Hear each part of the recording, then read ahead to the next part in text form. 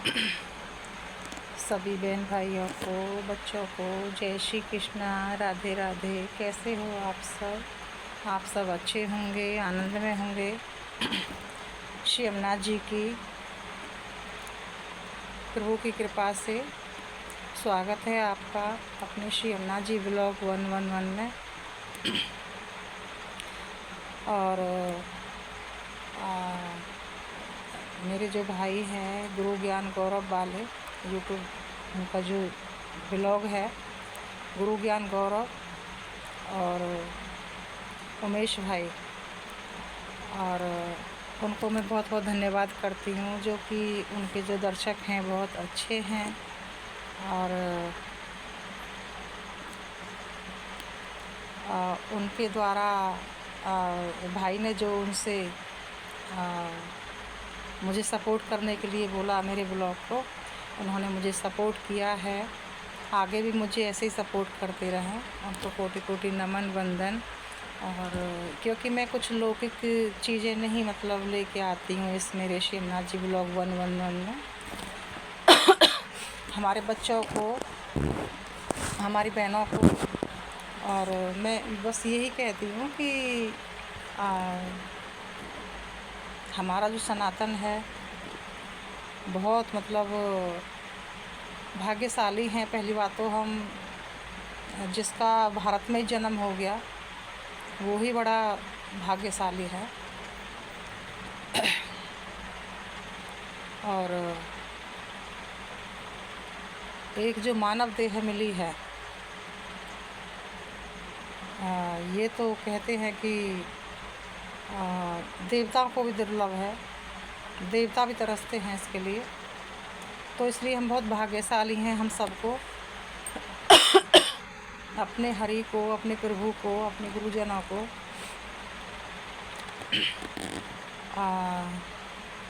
हरि गुरु वैष्णव इनमें भेद नहीं होता है।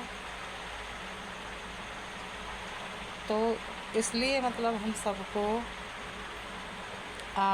हम सब जैसे कि हमारा यूट्यूब परिवार है, वैष्णव परिवार है, तो हमारा यूट्यूब परिवार है ना, वो भी हमारा वैष्णव परिवार ही है। वो भी हमारे धार्मिक ही हैं। देखा है मैंने, इतना अच्छा अच्छा कमेंट करते हैं, उनका भाव बहुत अच्छा है। प्रभु उनको दोष नहीं दिखाएं। और जो हमारे दोस्त देखने वाले हैं उनको भी मैं कोटि कोटि नमन करना चाहती हूँ, क्योंकि वो भी हमारे सपोर्टर हैं। क्योंकि हमारे जन्मों जन्मों के पाप हैं, इस जन्म के और भी पता नहीं कितने जन्मों के। तो फिर वो कुछ हमारे जो हितैषी भेजते हैं वो दोषों को, जैसे कि धोबी जो साबुन से कपड़ों को धोता है, वो जिह्वा के द्वारा हमारे दोषों को चाटते हैं। तो वो भी हमारे निज जन ही हैं।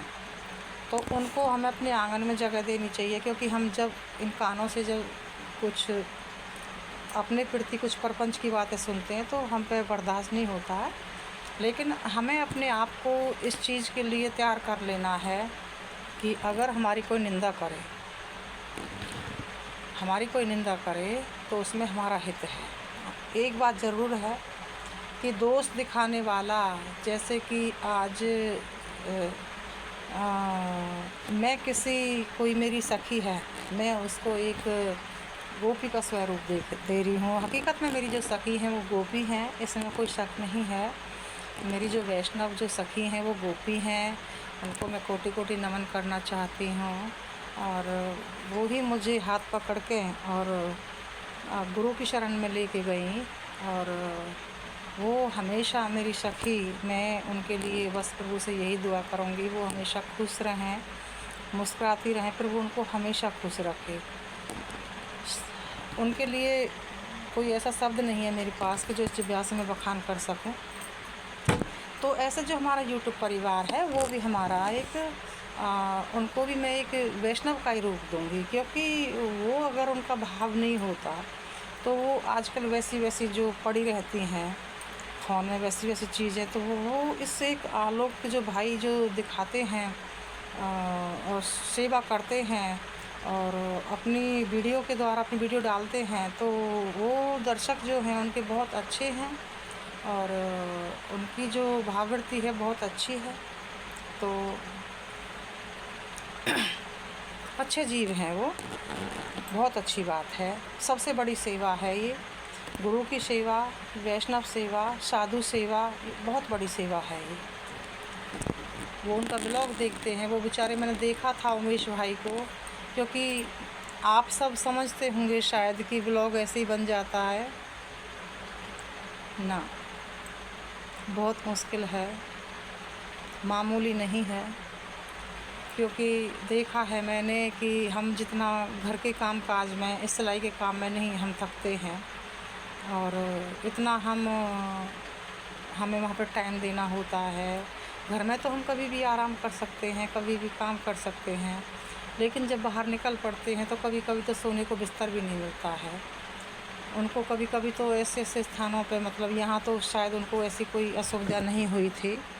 ये प्रभु की जो ब्रज भूमि है, प्रभु की अतिशय प्रेम भूमि है, इसमें तो अक्सर प्रभु ऐसी कोई वो नहीं है। पर पहाड़ों में, कंदराओं में जब भाई कहीं कहीं पे अपने साधु संतों की सेवा के लिए फंस जाते हैं, तो उनको बहुत मतलब कठिनाइयों का सामना करना पड़ता है। लेकिन वो जो कठिनाइयों का जो सामना है, उसमें भी मतलब कहीं ना कहीं प्रभु हमें बाद में जो रिजल्ट मिलता है ना, वो बहुत अच्छा ही मिलता है। उसमें हमें, क्योंकि कहते हैं ना कि जो क्लास में नहीं बैठेंगे तो जब हम एग्ज़ाम नहीं देंगे तो हम पास कहाँ से होंगे। तो इसलिए जो संघर्ष जो झेल लेता है उसको अवश्य ही सफलता मिलती है। तो मैं, मेरे भाई उमेश यादव यूट्यूबर, गुरु ज्ञान गौरव वाले, उनको भी और उनके दर्शकों को भी मैं कोटि कोटि नमन वंदन करती हूँ। जो वो उनके ब्लॉग को देखते हैं, मुझे भी उन्होंने सपोर्ट किया, ऐसे ही मुझे सपोर्ट करते रहे, मुझे सुनते रहे, मैं जैसी भी हूँ। और महापुरुषों का मैं क्या मतलब, एक मेरे पास, मैं एक इतना कोई ज़्यादा मेरे पास कोई भाव नहीं है। मेरा स्वयं का जो थोड़ा सा जो प्रभु के प्रति जो भाव है, उसी का बखान करती हूँ। और कहते हैं ना कि अवश्य ही जो प्रभु हैं अपने, वो भक्तों का जब चरित्र हम बखान करते हैं, भक्तों का भी मैंने किया नहीं है, सिर्फ मैंने थोड़ा संत मीराबाई का मैंने, क्योंकि संत मीराबाई का जो चरित्र है ना, वो संत मीराबाई का चरित्र हम सबको श्रवण पठन करना चाहिए।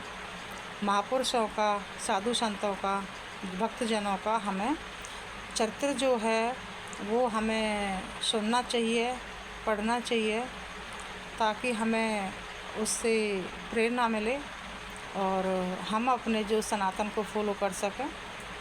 सब बच्चों को मैं बस यही विनय करना चाहूँगी कि बेटों से, बेटियों से, वो सब मेरे ही हैं, अपने ही हैं समझो तो, मेरे बच्चे जैसे ही हैं। अपनी बहनों से, जो कुछ मेरे बराबर की हैं, छोटी हैं, बड़ी हैं, जो कुछ वैसी चीज़ें देखती हैं फ़ोन में, प्लीज़ मैं सबसे रिक्वेस्ट करूँ, हाथ जोड़ के विनती करूँ, बहुत अनमोल, मानव जीवन बहुत अनमोल है और गलतियाँ सबसे होती हैं, मैं ये नहीं कह रही हूँ। हमसे भी बहुत सारे शायद अपराध बने होंगे इस जन्म में, पूर्व जन्म में, जो कि हम उनका आज बहुत मतलब ऐसी घृणा होती है कि हम पता नहीं, जब हमारा संसार में मन रहता है तो हम कैसे उस समय को मतलब बहुत कुछ वैसा फील करते हैं कि एक, लेकिन फिर हम आज को देखते हैं तो हमें बहुत खुशी होती है। और जैसा भी है, अपने प्रभु के संग्रह के रूखी सूखी जैसा भी मतलब होए, प्रभु का दिया हुआ अपने प्रभु को लगा के, उसमें हमें बहुत प्रसन्नता मिलती है। वो हमें 56 भोग की बराबर लगता है। जो रूखा सूखा जो होता है ना, अपने प्रभु को जो सामग्री सिद्ध करते हैं, जैसे कि रोटी हैं, सब्जी हैं और थोड़ी सी दही हो, थोड़ी सी छाछ हो, और ये भी कभी कभी ये भी नहीं हो, सिर्फ चटनी हो तो वो भी सिर्फ टमाटर की चटनी। वैसे ठाकुर जी को टमाटर कम ही आते हैं, लेकिन अपन झूठ नहीं बोलेंगे, कभी कभी रखा देते हैं। और अक्सर हम सब्जी में तो डालते ही हैं, बेकार झूठ बोले। पर वैसे एकादशी में तो खैर टमाटर आते ही नहीं हैं, और अपने यहाँ गुरु घर में तो टमाटर आते ही नहीं हैं ठाकुर जी की सेवा में। मैं तो डालती हूँ सब्जी में। अपने यहाँ लहसुन प्याज तो आता ही नहीं है बिल्कुल भी। तो वो इतना उसमें, मैं झूठ नहीं बोलूँगी, आप समझोगे बड़ा चढ़ा के, इतना उसमें एक चटनी में और जो रोटी में जो ठाकुर जी के जो उनको लगाने के बाद वो प्रसादी स्वरूप बन जाता है, उसमें इतना आनंद आता है कि 56 भोग भी फेल है उसके सामने, क्योंकि प्रभु ने अंगीकार कर लिया उसको। तो सबसे मैं यही कहना चाहूँगी कि आप सब जहाँ भी हो, बहुत नेक कार्य कर रहे हैं वो भाई। ये यूट्यूबर लोग साधु संतों की सेवा करते हैं, इनको हमें अवश्य ही देखना चाहिए और देखना चाहिए, और उनको हमें उतारना भी चाहिए।